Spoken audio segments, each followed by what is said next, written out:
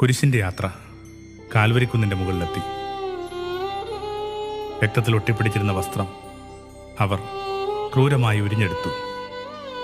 അവരത് നാലായി പകുത്തു. പിന്നെ അവകാശികൾക്കായി ചിട്ടിയിട്ടു. കഥനത്തിൻ്റെ കാൽവരിയിൽ അങ്ങനെ പകിടെറിഞ്ഞവരുടെ പൊട്ടിച്ചിരികൾ ഉയർന്നു.